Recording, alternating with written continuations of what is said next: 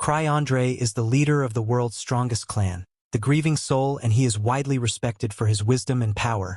By the reality, he is a total weakling and just wants to find a way to quit his job. We see Krai standing a line at Treasure Hunter clan meeting, and he looks like he really doesn't want to be here, but he got no choice. Treasure hunters in this world are basically celebrities because they explore treasure vaults all over the world and risk their life against phantoms, all with no health insurance. It's a dangerous job, but the promise of fame and riches compels dozens of people to become treasure hunters every year. And to that end, they often join a clan like First Steps, which is why they renowned in the capital as one of the best ever exist. It consists of a collection of parties that come together to assist one another, and the reason there are so many people here to join is because unless your name is Jin Wu, there's a limit to how far you can get as a solo hunter. Krai was trying to get this over with without drawing much attention to himself, but out of nowhere, the girl behind him starts talking and asks if he is here to join a party as well. Krai tries to use the age-old tactic of ignoring her until she goes away, but before he knows it, she has already walked in front of him and is introducing herself.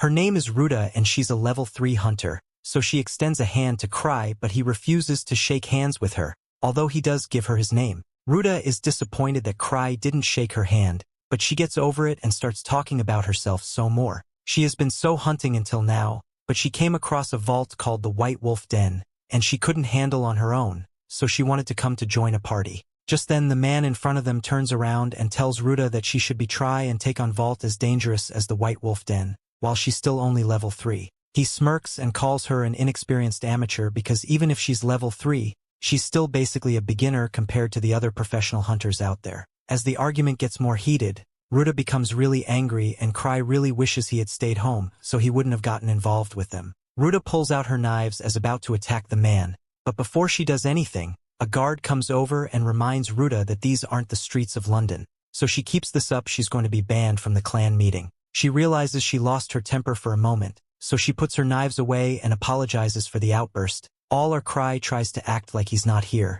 A little while later, Krai makes it into the clan meeting and Ruta is still with him because he's the only person she knows here. She's amazed by all the powerful hunters here and honestly feels a little overwhelmed since she has never been to a place like this before. She asks to Krai if he has been here before, so he tells her that this is his 5th time here and Ruta thinks he must suck at being a hunter if he has to keep coming back to the recruitment meeting. Among hunters, talent is everything, so even a random nobody can make a name for themselves and climb for the ranks. Ruta notices a party in flashing attire on the other side of the room, so she asked to Krai about it and he informed her that the party is called Arc Brave, and of all the parties recruiting today, they are undeniably the strongest. As a group, they once managed to complete a level 7 vault with just 6 members, so they are widely respected, and if she gets scouted by their leader Arc Rodan, you're pretty much guaranteed to have a good hunter career, although he's pretty picky with his selection criteria. Ruta is intrigued to learn more, so she asks about the empty desk over in the corner of the room, but before Krai can say anything the guy from before comes over and tells her he will explain everything. Ruta doesn't really want his help after the argument they had outside. But Greg goes on to explain anyway and tells her that the desk belongs to the party that founded this clan, the Grievers. The party was agreed with talented youngsters who arrived in the capital a few years ago and made a name for themselves as the Grieving Souls. But what the others don't know is that the legendary party consists of Krai's childhood friends. Apparently there were rumors floating around with the Grieving Soul party would be recruiting today. Since their spot is emptied, Greg assumes the rumors false. Just then, a kid who came here hoping to apply to the Grieving Souls party noticed that they are here yet, so he becomes irate because he believes he's going to become the strongest hunter in the world someday. So the only party worth joining is the Creating Souls. Greg finds the kid amusing, but Ruta doesn't have the guts to say anything since the kid actually has a higher level than her. Just then a girl named Tino steps up and is prepared to shove the red-haired kid up with violence, because she's the only one who deserves to join the Grieving Souls party. Her partner tries calming her down since this isn't worth causing a scene, even if the red-haired guy was being really annoying. For a second, it looked like they had calmed down enough to avoid a fight, but then Greg joins in with his first-class institution. And all of a sudden, the entire world is supporting the fight, all gloves are off now, so Tino and the kids square up to face each other. Krai can tell things are going to get haptics real soon and he doesn't want to be around when that happens, so he asks Ruta to come outside with him. As the fight is about to start, Tino already intends to kill the kid over what was essentially bragging, and she's just called Saul later to handle the murder charges, or at least that was the plan until she sends a familiar presence nearby, and the second she spots Krai she forgets all about the fight and charges straight for him. Krai is caught off guard by the sudden attack, so he stumbles backwards and Tino nervously turns calling him master and asking if he saw her lose her temper over there. Ark then comes over as well and greet Krai since he has been waiting for his arrival. They wouldn't have been able to start the clan meeting until Krai arrived anyway since he is both the clan master and the leader of grieving souls. Everyone who didn't already recognize him was shocked to hear this because that means Krai must be the most important person here. However, all the attention he's getting is making him feel sick, so he really just wants to go home. Several years ago, when Krai and his childhood friends first arrived in the capital, they were clearing all the beginner vaults in record time, but there was just one problem. Krai had no idea what he was doing. He got saved from a monster and his teammates thought he was intentionally lowering his guard so he could act as bait, and he goes with it, but he was totally about to get chopped. They all shared the same dream to become exceptional hunters, but unlike the other 5, Krai is exceptionally ordinary. He knew that sooner or later he would become nothing but a burden to the party, and he didn't want his friends to resent him for his weakness, so he made the decision to leave the party on his own. However, when he tried to quit, it somehow ended up with him being appointed as the leader of the party. That's how he got to his current position as the leader of his truly gifted childhood friends, but he really wishes he could just retire from being a hunter. Ruta and Greg still can't believe they were talking to the clan master the entire time, and while Krai in his chair, Ark comes over and asks Krai showed up late because he wanted to observe the crowd as one of the common folk. Krai denies this and says he just overslept, but Ark isn't listening and firmly believes that Krai show up late on purpose. For some reason, no matter how much Krai tries to explain himself, people always misunderstand him in a way that makes him look better than he actually is. Tino doesn't like how close Ark is with Krai, so she wants to have him kicked out of the clan, but Krai isn't going to do that. Tino is at level 4 hunter, who also happens to be an apprentice to one of Krai's childhood friends, Liz, so she hangs around him a lot. Ark asked Krai if he has any good candidates in mind for recruitment, but there honestly isn't a need to add any new members to the clan right now, although since Ark almost never actually recruits new members, Krai takes the opportunity and asks if Ark was seriously considered any recommendations he makes. Ark says he will accept anyone Krai chooses, and this is a huge surprise to everyone, so the vice captain tries to talk him out of such a rash decision. However, Ark cuts her off since anyone Krai chooses would be worthy of joining his party. Tino begins blushing because she thinks Krai is thinking about recommending her, but she also doesn't like Ark's, so she's a bit conflicted about whether to accept or not. All of a sudden, the kid from earlier whose name is Gilbert,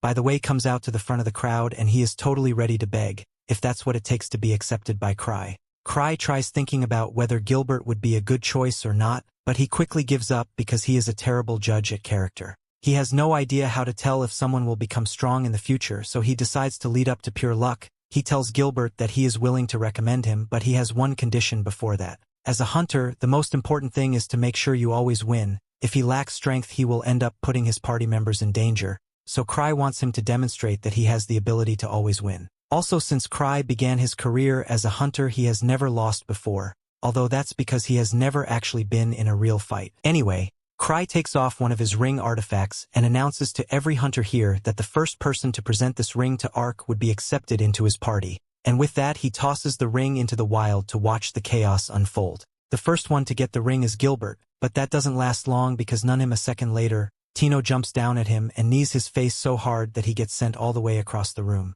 Gilbert probably needs a doctor now, but no one's focused on him right now because the ring is currently rolling across the floor, and while everyone is initially hesitant to act, it doesn't take long before they all start fighting over it. At this point, Krai decides to take his leave, and even though the bar is getting destroyed as he leaves, he says it's not his problem and goes home. However, the next morning it became his problem as the bar fight made front-page news. Apparently the entire place was leveled because in the fight, but luckily there were no civilian casualties at the end of the day. However, as a result of the events, Eva tells him that the Explorers Association once had a private meeting with him, and Krai already knows that means they're going to yell at him. He asked how Ark took the news, and Eva tells him that Ark actually took it pretty well and laughed it off. Since Ark probably isn't mad, Krai wants to take advantage of his good mood and send him the bill to rebuild the bar, as well as asked him to go handle the meeting with the association, but Eva informed him that the meeting is specifically meant for him, so there's no way he's getting out of it this time. Even if he tries ignoring it, the association manager Gark is just going to hunt him down like he always does, so Krai caves in and agrees to go. But he will be using his secret weapon to get over as soon as possible. And that secret weapon is to grovel and apologize. He also argues that the only damage was to the bar, and since no one was hurt, and the bar owner has been compensated to cover the repairs of the bar, there shouldn't be any further issues. Gark hasn't even gotten a chance to yell or cry yet, but after seeing Krai apologize, he just lets it go for now. However, even if there aren't any official complaints against him, he still needs to take responsibility for his actions, which is why Gark is assigning him a request and he has no right to refuse. The association gets all kinds of quests for hunters, but with such a large volume they are bound to be quests that are so difficult or pay so little that no one wants to do them. These quests are the hunters called chores, and Krai really doesn't want to have to deal with one of those, so tries to put in on an act and saying is too important to be stuck with the chore. However, Gark isn't letting him get out of this, so he's forced to pick one. Krai opens the quest book and starts looking through it for the easiest quest, and at everything available the lowest level is 3, so he picks that one. He was planning on just dumping the work on Ark, and when he goes to look for him, he's informed by Tino that Ark is currently on a meeting with some nobles. He's going to be gone for a while and no one else is here, so he doesn't have many options to ditch his work. Just then, he notices that Tino is wearing his ring, meaning she was the one who won his little game yesterday. But that aside, he asked her if she's free at the moment. Tino was excited because she thinks she wants to ask her out on a date, but to her dismay tells her he has a quest for her. She immediately runs away, but even though she's fast, Krai has his ways of catching up to her. He summons his chained dog Silver and instructs it to capture Tino, and before long Krai has her tied up in a chair, so he can discuss the quest with her. She feels betrayed because she just wanted to go on a date with Krai, but now he's forcing her to go on this crappy quest all by herself. Krai asks so the problem is that she doesn't want to do it alone, and Tino responds that she wouldn't be opposed to the idea if Krai would join her. However, that would mean Krai would have to do actual work, so he sent Tino on the mission with a bunch of the hunters he met yesterday. 6 years earlier, Krai and his friends arrived at the Explorers Association. It's the treasure hunters' headquarters, but Krai was hesitant to enter. Everyone reminded him that it was his idea to aim for the capital, but Krai feared that he would hold everyone back because of how useless he was. Luke had enough of all this overthinking and he just barged into the association and declared that he is the greatest swordsman in the world. He demanded to know who was the strongest fighter there, and he challenged them for the title. The pink-hair Liz didn't want him taking all the glory, so she introduced herself as the greatest thief in the world. Krai just wanted to get the registration over with, but his friends went around making declarations. Luke told someone that the truly strong don't need to rely on a weapon, and he said that these are really the words of Krai, their team leader. Krai was told that they would have to register with their party's name and crest, but they never thought about those things. The clerk said that it was really important, so they should take their time deciding, but Krai had a different idea. Krai wanted to get revenge for his friends making him their leader, and he chose a name that he was sure would make everyone think that they were weak. His friends were shocked when he chose to call them the grieving souls, and he made their crest a skull. His friends reminded him that there were supposed to be a hero party, but a name like that would make it seem like they're antisocial. Krai tried to use this opportunity to weasel himself out of being their leader, but his friends ended up liking what he chose. With that, their party was made official, and it was the start of how Krai became the renowned leader of the strongest clan. Back to the present, the big guy still can't believe that Krai is the clan master of steps. This is because the master has the nickname 1000 Tricks and is also a level 8. Tino demands that the newbie you bow down before Krai, but he tells the overzealous chick to calm down. Hunters who achieve a certain status are given special names by the association, and they become revered almost like celebrities. There is no higher praise for a hunter, and 1000 Tricks is a name that was given to Krai. 1000 Tricks is known as the strongest entering the capital, so Gilbert refuses to believe that Krai is him. Tino tells the kid that he's just wasting his life if he can't even recognize Krai's power, and she tells Krai that she can work with these losers. She hates guys that are all talk, but Krai thinks that he's also one of those guys.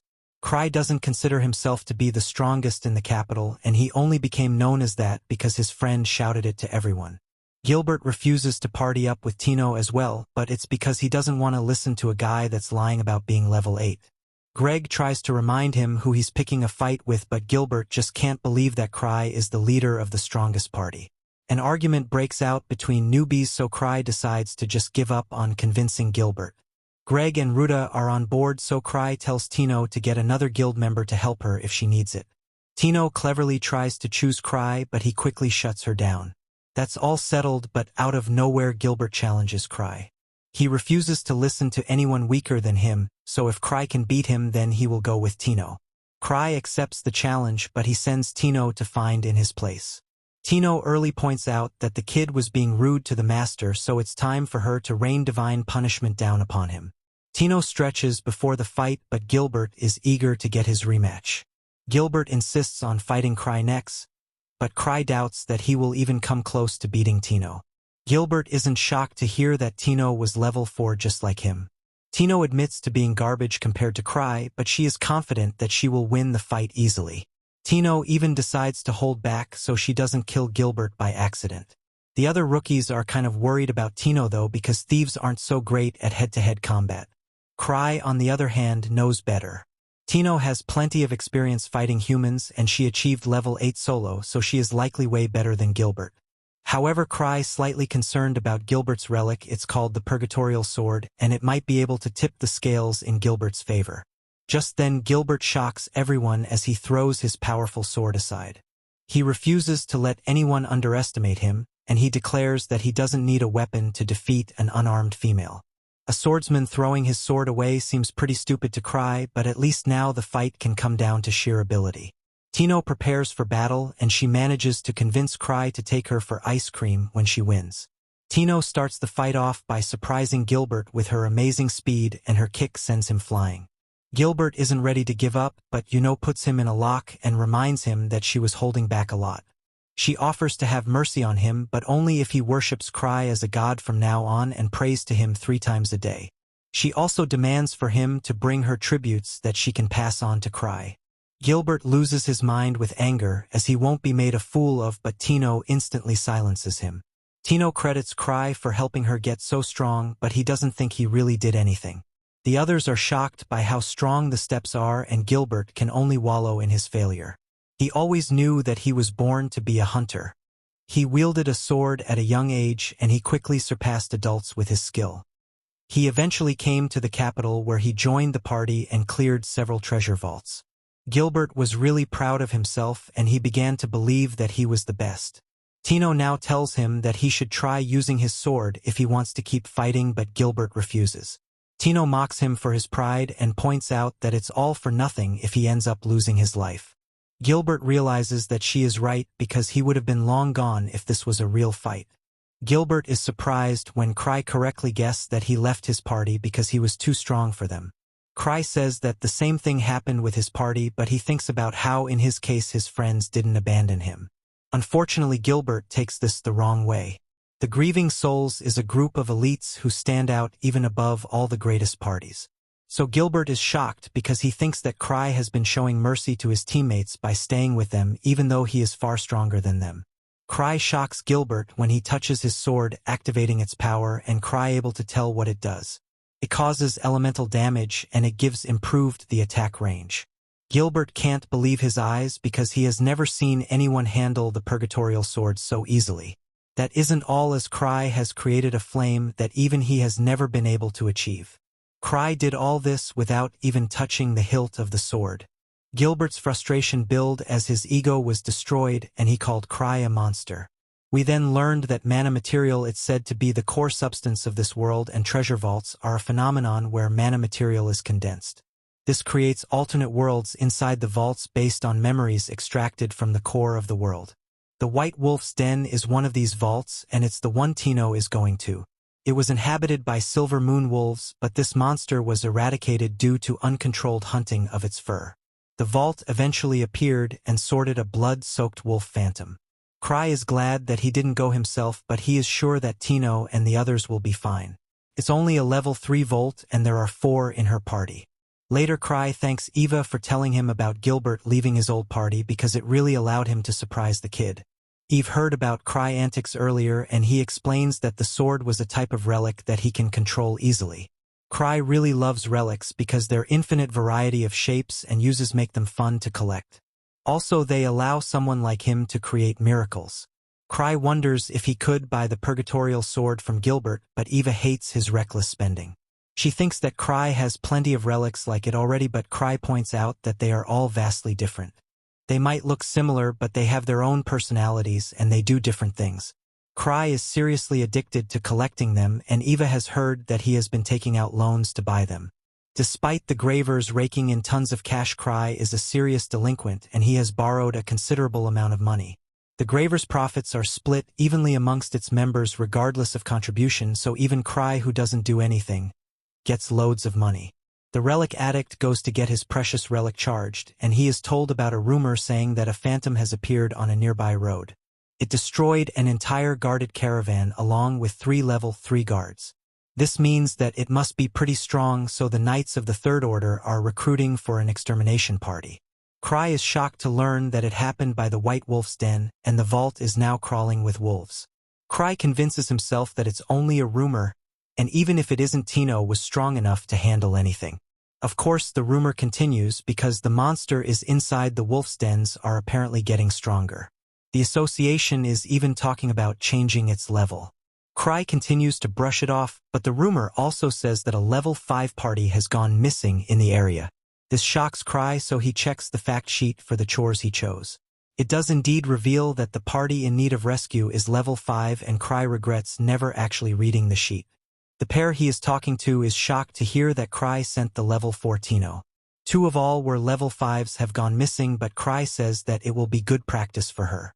Krai tries to assure them more by saying that he sent 3 adventures with her, but they are horrified that he sent her with a makeshift group. They always thought that the horrifying rumors about the trials Krai put his members through were not true, but it's clear now that the test he does are what make the Grievers the top party. Krai begins to panic about sending the group to their demise, but he again convinces himself that they will be okay. Gilbert is pretty strong, and he also has a powerful relic. Unfortunately, Krai remembers that he used up all the sword's power, and he can only wonder if Gilbert charged it before leaving. We then watch as the group approaches the White Wolf's den. They begin to sense how dangerous the mission is, and Tino explains that she even wrote her will before leaving. Ruta determines that Krai knew that there was something going on in the den, which is why he sent them. Tino believes this, as well as she is certain that their party's composition isn't random. She says that Krai planned every tiny detail, but the guys refuse to believe it because they all just met the day before. Also, Gilbert only came along because he decided to. Just then, Gilbert remembers the Krai even knew why he left his old party, and he realizes that Krai was just manipulating the situation from the very beginning. Tino adds to Krai legend by explaining that he has vast knowledge of all the adventures in the capital, and it's child's play for him to read their actions and thoughts. Ruta finds it hard to believe, but Greg points out that Krai even calculated what would happen at the interview. Every single thing that has happened has been premeditated. Tino tells them all not to worry though, because no matter what happens, it's all according to Krai calculations. She is sure that he would never send them on an impossible mission. Unfortunately for these dummies, they are way off, as Krai has done exactly that. He hopes that the group will eventually just give up when the mission becomes too hard, but he knows that Tino won't quit easily. No one will respond for backup at this time of day, so Krai will have to go himself. Back with the group, they are terrified when they encounter a powerful phantom. This is clearly no regular wolf, as it has armor and even a sword. Tino thinks this is just another legendary test that Krai putting her through, but Krai is desperately searching for relics to help him stop the group from going to the vault. He tries to get as many as he can, but a safe captures his attention. Eva wonders what he's doing, so Krai just tells her that he's just going for a little stroll. Eva can tell that he's worried about the group, but she was shocked to see that he's even taking something called Shatori's slime. Krai denies even having this item because it would violate Imperial law. However, Krai thinks about how all the relics that he could use for offense are out of mana, so he needs to take it as a last resort. Eva wonders if he should take someone with him, but Krai's traveling relic only works on one person. Krai activates the relic and takes off into the sky. This concerns Eva because it's the relic from the horrifying human missile incident. It's called the Night Hiker, but it's incredibly dangerous. It has 0 safeties, no brakes, and it can't hover or steer. It's basically defective. A short look into the past shows 1 week after the Grieving Souls was created. The Redhead's ultimate divine sword, called the Testament Blade, had been broken, and he couldn't believe it. The others pointed out that it's pretty much just a wooden sword, and it didn't stand a chance against the Cyclops they just fought. Some old drunk adventurer assumes that they are lying and mocks them for running away from the beast. The girls in Grieving Souls show him the eye of the Cyclops, and the drunk guy nearly wets himself from fear. Back to the present, Tino's group finishes up breaking the wolf monster. Such a powerful monster should not have appeared here, and they were lucky because there was only one of them. The others wonder why Gilbert didn't use his flames, so he explains that it's out of mana. Gilbert realizes that it's because Krai used it all up, and he reveals that he can't charge it himself. The others think they should just retreat because the people they're supposed to be rescuing are probably already dead anyway, but Tino refuses. She explains that they're not here to collect the dead and those people are still alive. Tino declares that the master's decision-making is infallible and depleting the mana of the purgatorial sword must be part of his plan.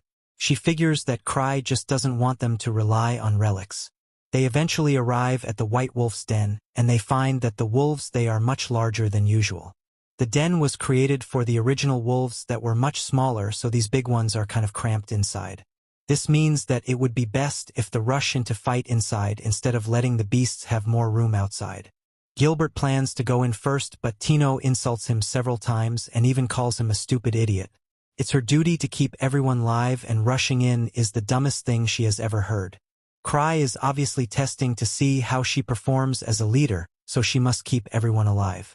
Tino decides that the girls would draw the monsters forward since they are more nimble and the guys can take out the back line. As the leader, she refuses to let anyone sacrifice themselves as a shield. Meanwhile, we find Krai flying through the air. His thinking is much different than Tino's, as he just hopes that she is alive and he wants her to use the rest of the party as meat shields if she has to. Tino's party has entered battle, but their opponents are considerably stronger than them. However, the one thing they have going for them is teamwork. The group wins their first fight and Tino is glad that the enemy has no concept of cooperation. The battle continues as more monsters appear and Tino thinks about how their little makeshift party isn't so bad. Gilbert is a big mouth, but he is pretty strong. Ruta isn't too flashy, but she is an expert at locating enemies. Greg has tons of experience and he coordinates well with others. Tino credits Krai for putting such a good team together and she even calls him a god. A look back shows the problems Gilbert had with his old party. They couldn't keep up with him, so he left the party and was full of anger. He realizes now that he wasn't taking their feelings into consideration and it actually feels really nice to fight with the team. The team wins another battle and Gilbert says that he's just getting warmed up. Moments later, Tino's sense is that the dungeon boss is nearby. The others think it's finally time to run away, but Tino points out that they have gotten this far without a scratch, so they should be able to handle the boss too. Tino agrees that caution is generally good, but safe missions don't make people grow. Greg thinks about how when a hunter reaches level 4 they can make a comfortable living just by completing treasure vaults below their level. Greg did this and always just ran away when a mission got too difficult. He has seen countless friends die in battle, so it has made him fearful. Tino can tell that he approached first steps because he wanted to change this about himself, and it's probably why Krai put Greg in this party. She predicts that Krai didn't just put them together randomly and he actually wanted to save all these losers.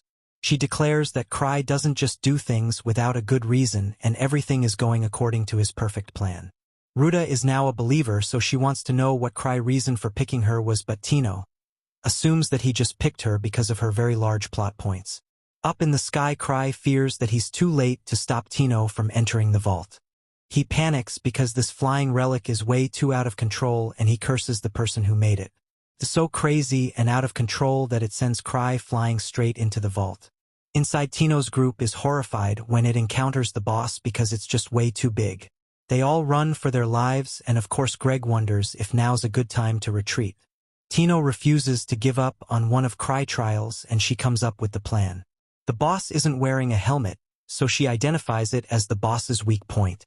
The guys distract a giant beast with some attacks and Ruta is amazed when she notices that Tino never shows any fear. Greg ends up in a dangerous spot when his sword is destroyed, but Ruta manages to save him in time.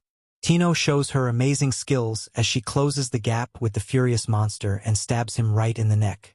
Tino's group is victorious and she uses a potion on her injured leg. The team is pretty gleeful at this point as all that is left to do is to rescue. Tino gives Greg a sword for the time being, but she must quickly dodge an attack.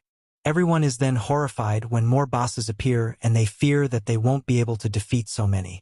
Even Tino thinks that Krai has gone overboard with his test and she decides that they will have to run into a nearby passage so the bosses won't be able to attack them. Unfortunately, the passage is blocked, so the guys decide that they have no other choice but to act as bait so the girls can escape. The guys tell the girls not to dwell on it too much because it's simply better than all of them dying. Tino wonders why Krai will put them in this position, and she's shocked when she realizes something about Krai's ring. She reminds the others that they will not be sacrificing anyone and they just need to aim for the boss's eyes. She once again sends everyone to distract one of the beasts and Ruta manages to make it close its eye. Tino then has a memory of one Krai showed her how to use a relic she won from him. She uses this relic on the boss and it absolutely binds it. The other sends Gilbert in to deal the finishing blow, but Tino can tell that something is wrong. It's too late, however, as Gilbert gets struck by the monster and he apologizes for failing. Tino takes the blame, not being a better leader, and she concedes that they are done for as the four bosses approach them. Just then, out of nowhere, everyone is shocked when Krai crashes into the vault. Krai says hello to Tino and Greg notices that the monsters seem to be scared of Krai for some reason. The monsters try attacking Krai, but his shield protects him and the monsters are shocked. Krai pities the beast as he explains that he has 17 lives and he uses one of his relics for an attack.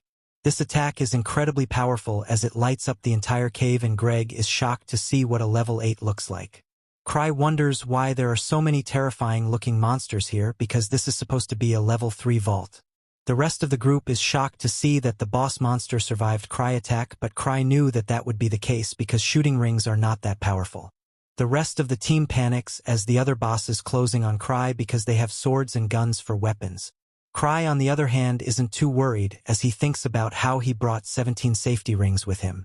All the bosses prepared to attack at once, so Krai determines he has no other choice and he will have to use his secret weapon.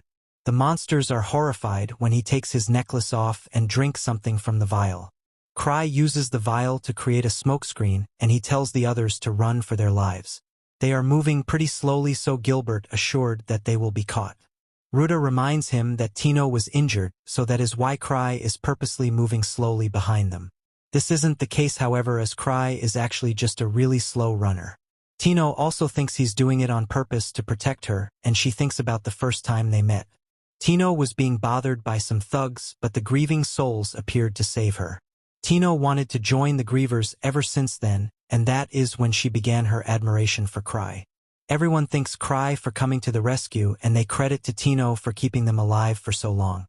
Krai praises Tino for doing so well, but her injuries are causing her a lot of pain. Krai realizes who wants him to do so, he heals her and Tino declares that she no longer feels any pain. Gilbert is amazed to see him healing with the relic, but Krai defensively thinks about how he needs a relic for everything. Unfortunately, Krai wasn't able to beat the bosses, but they have more problems on their hands. They are completely lost inside the vault with no sign of where the exit is and Krai has no clue what to do.